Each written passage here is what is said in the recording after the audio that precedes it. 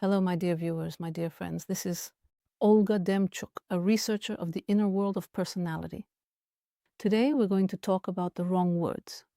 I think you can recall moments when you shared something very personal or talked about something deeply troubling you, for example, a conflict or some problem, and the other person responded with something so out of place that you realized it would have been better if you had said nothing at all. If only I had kept quiet and said nothing. Sometimes these wrong words wound us. And when someone says such things to us, we react painfully. In that moment, we feel unseen, unheard, and misunderstood. It makes us want to break off the contact, especially when you are completely open, when you've let someone in. But at the same time, when we say wrong things ourselves, we might think, what's the big deal? I mean, when we blurt something out, we don't perceive it as catastrophic, and the very ability to align ourselves with external reality, to be appropriate in the moment, does not come easily to us. That's because by nature we are egocentric, and we expect the world to be the way we want it to be. We expect people to be the way we want them to be. And because of this, there is a gap between us and others. It's difficult to establish this connection because we essentially have to make a sacrifice in order to let another person in. That is, we have to renounce ourselves and allow someone else in. You can go to psychotherapy, psychoanalysis, watch videos, and decide, that's it, I won't sacrifice myself anymore. And because in the past, at least a person used to make sacrifices, they had some connections, friendly and warm relationships. When a person stops making sacrifices, they find themselves alone. In other words, this self-sacrifice is vital for us. Otherwise, it's impossible to establish a connection. But of course, it's essential to understand your own limits when you start to hate the person you're sacrificing for. Let's look together at a simple everyday example of when it is appropriate or inappropriate. What happens to us in this interaction? Let's imagine that a friend comes to us or we meet somewhere. Our friend says, I had a fight with my husband, I'm getting a divorce. Or a male friend says, I had a fight with my wife, I'm getting a divorce. And at the moment these words are spoken, it's quite difficult for us to handle the emotions that rise up inside. We find ourselves completely overwhelmed with a wide variety of intense emotions, with certain feelings. If a person has poor emotional contact with themselves, they don't say what would be appropriate in this situation. They start speaking from their feelings instead. In other words, if we imagine a person as an astronaut, some kind of atmosphere appears inside their spacesuit, and from within this atmosphere they start saying not what reality requires, but rather they express what is happening inside themselves. And in response to the phrase, I had a fight with my husband, or I'm getting a divorce, someone might reply, I had a fight with mine too. We argued yesterday. This is the most out-of-place response you can give when someone is talking about a problem. A person shares something with you, and it's as if they are placing one thing right at the center of your contact. They are completely filled with it. They want attention to this event. I had a fight. But instead, you place your own problem on that same table too.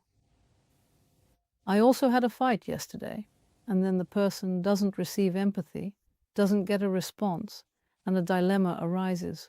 Which problem should we discuss now? Are we going to talk about my problem, or should we talk about how you had a fight, not me? This is especially noticeable in psychoanalytic groups when someone shares their own experiences and the group starts to telling stories from their own lives. This is the most inappropriate thing that can happen. In other words, instead of paying attention to the person, people start prioritizing their own problems. Tomorrow, the School of Communication will begin, where we will discuss this in more detail. This video is just a small slice of the pie, but we will try to delve into this inappropriateness. And I also argued with my husband over these words. Another person might shut down, withdraw from the conversation, and draw certain conclusions about your empathy. Also, from this emotional space that I have generated, I might find myself saying something like, "Oh, please don't worry because it's really nothing serious. I'm sure you'll both make up very soon." Now, try to put yourself in the shoes of the person who shared that they had an argument, and also in the shoes of the one who hears this response. Try switching from one chair to another. Saying, "Oh, it's nothing, you'll make up," comes from the mode of "I'm doing something." That is, when a person hears about a conflict with a husband, they are filled with emotions that are unpleasant for them. They might have their own memories, or perhaps they simply don't want to be burdened with someone else's problems. And so they do something. They annul the problem. They devalue it by saying, "It's nothing serious, you'll make up. So I have a problem." No, it's not a problem. And this kind of response, "It's nothing serious," this sort of optimism, "it's nothing to worry about," gives the speaker the sense that they've said something appropriate, that they've responded, that they think they've lifted the mood, while the other person, the one who spoke about a conflict with their husband or wife, will feel abandoned, will feel that their pain, their problem has been devalued. Catastrophizing the problem is no less inappropriate. So you see, I was being optimistic. "It's nothing serious, you'll make up."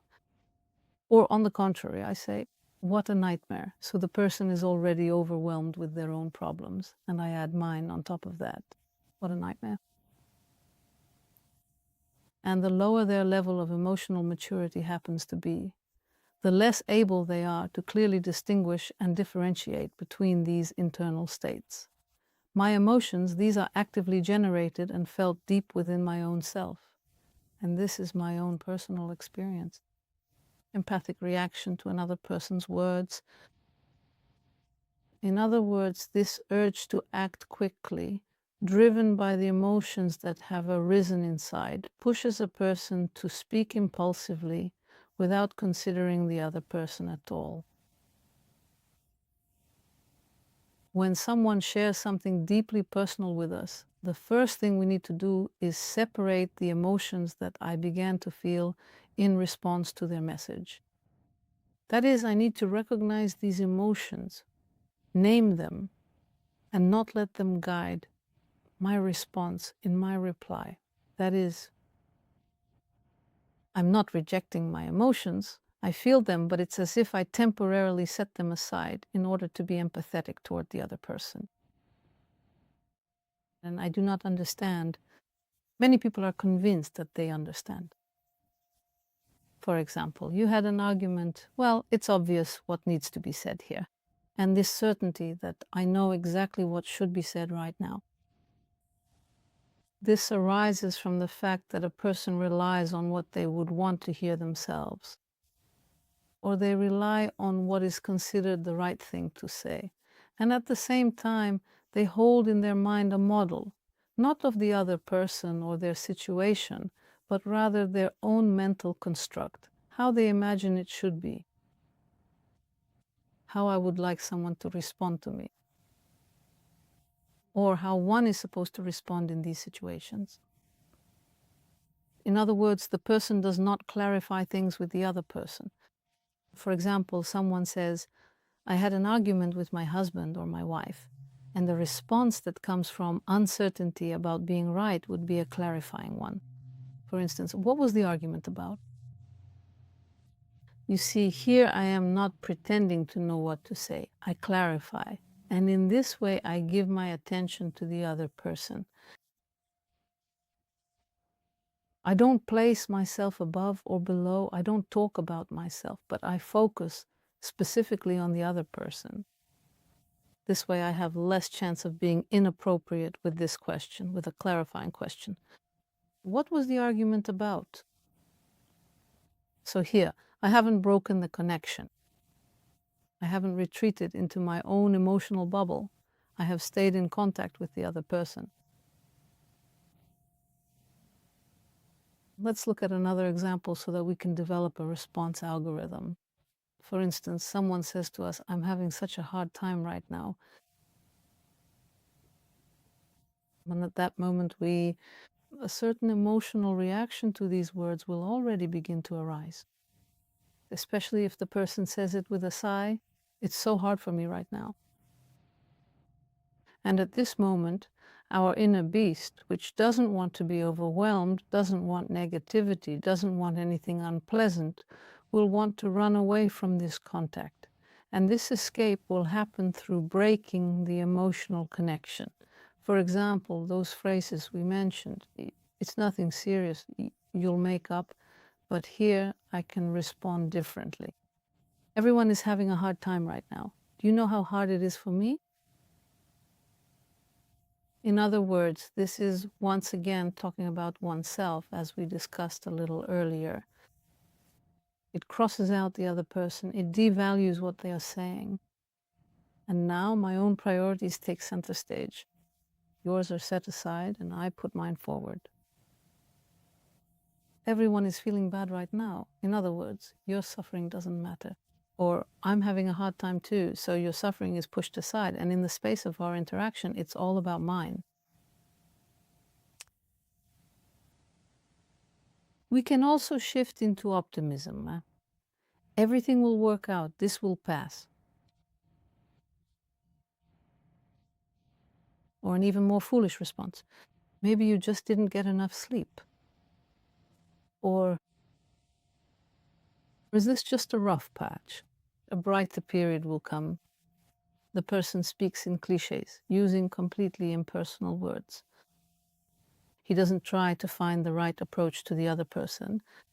He doesn't look at them. He doesn't seek to clarify anything. He is convinced that he knows. But in reality, he just wants to get out of the situation he's found himself in, having stirred up emotions once again. It is appropriate to ask what is making things difficult for you, or what the reason is. You see, when I seek clarification, I have more opportunities to be present and supportive. A similar situation can occur in a psychoanalytic or psychotherapeutic setting, when it can be difficult for a specialist to tolerate the emotions that arise, and he wants to say something quickly, to do something quickly, relying on supposed knowledge without clarifying. And this supposed knowledge, this model of his, may have nothing to do with the person.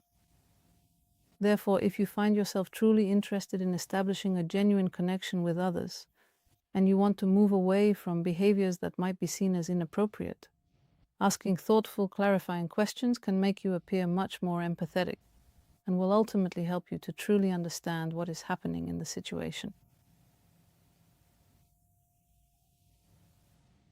That is to say, in a conversation, especially if it's with someone close or a friend, when they share something that stirs up emotions, the first thing to do is to find out what those emotions are.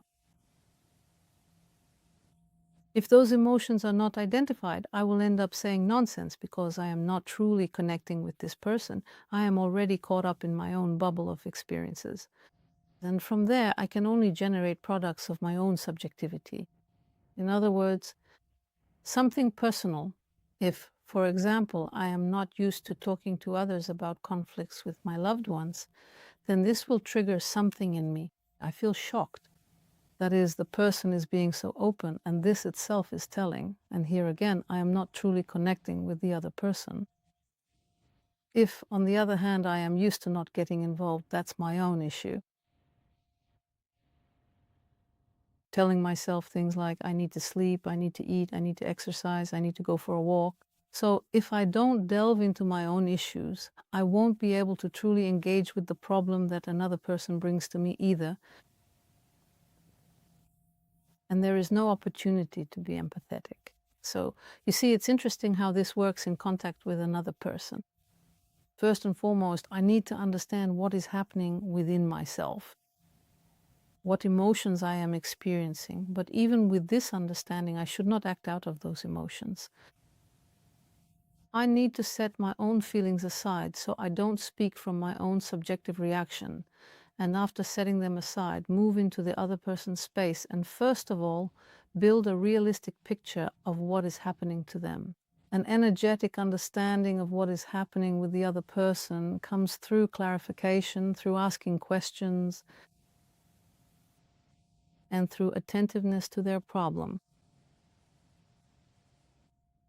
This very inability to emotionally withstand real contact, meaning genuine contact, not just formal or social conversation. It's easy for us to endure conversations about nothing. We treat this superficially, but in order to create deep psycho-emotional connections, to feel that you are not alone in this world and that you can form these heartfelt bonds with different people, you need to become emotionally mature. It is emotionally immature people, those who are overwhelmed by their own emotions, who tend to blurt things out and talk nonsense the most. I call this, some of you might remember from my posts, when a May beetle flies into a box of Lilliputians, and the Lilliputians react to it as if a demon has flown into them. Emotionally immature people are simply knocked out by this. They don't know what to say. They can't cope with their own emotions. I think you can recall, especially among relatives, those inappropriate pieces of advice that they immediately start giving you. This urge to give advice, to tell you what to do, is actually a person's desire to get rid of their own emotions. And when you remember what your relatives said to you, don't forget how you also said foolish things to other people. The reason for this is so that you do not have to feel as though you are a victim, while those around you act as your tormentors. And when you blurt things out, say nonsense, it means you are overwhelmed by emotion. And it is hardest for us to hear such messages. For example, that someone had an argument, or that someone is tired or not feeling well from those closest to us.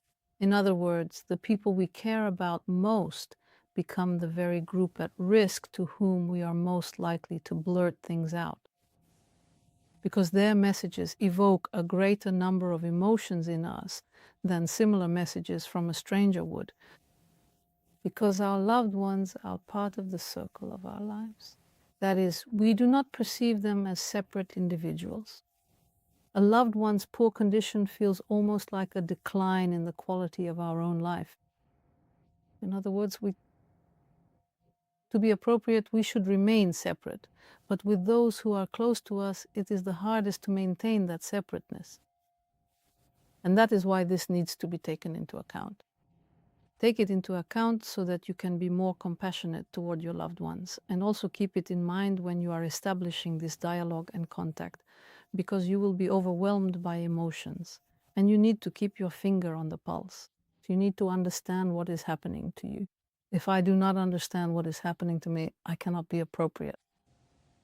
So if we go further and talk about how to help a person, in other words, before you can help, you need to sort all of this out. And then when it comes to helping, it's about clarifying things and creating a stable foundation for that person. That is, when their boat is rocking, you don't start rocking it even more with dramatics like saying, "What a nightmare," for example. Or you don't start saying, "It's not rocking, everything will be fine." You try to create a space where you bring in more reality, where emotions can settle down. So when a person starts talking about their problem, through telling their story, they may realize themselves that things aren't as tragic as they seemed, for example. And for example, if your friend says, "I had a fight with my husband, I'm getting a divorce," then by asking a question from a place of not knowing, you might phrase it like this: "Should I congratulate you or offer my condolences right now?" You see, here I am clearly not the one who knows. I understand that I don't know what to say. And so I ask the other person, I can ask them, "Tell me, I'll listen." Or, "Do you want me to say something to you? Do you want me to say something to you?" And this kind of emotional internal knockout will carry us along. That is, to understand that this silence, when we completely clam up when a friend is talking to us, speaking quickly is a loss of connection. In other words, right now we are not in empathic contact. What exactly should we say? It's impossible to calculate. It's impossible to create an algorithm here because all people are very different. But this algorithm of understanding what is happening with me and understanding what definitely is not empathy, I hope will help you in your interactions. Well, if you want to talk more deeply about interactions, come tomorrow to the School of Communication, to the Connect projects. The School of Communication is like the first stage, and then we will move on to deeper clarifications. And the self-reflection webinar is available in English, the link in the description. In this webinar, I explain how the whole process of self-reflection really works. And I show you how to use it in your own life. And in the winter, there will be an even cooler Connect, but you'll read about that yourself. Let's try to reflect on this together. As always, I ask you to join in this reflection and add your own part to this topic by sharing your thoughts about what feels out of place. Perhaps you have some examples of situations when someone else responded in a way that was out of place. Or perhaps your own perspective, some pieces of the puzzle I haven't mentioned, some meanings I haven't voiced. What does it mean to be out of place in your view, and how can a person avoid being that way? Leave your comments and give a like. Subscribe if you haven't already. And with that, I say goodbye to you. See you next time.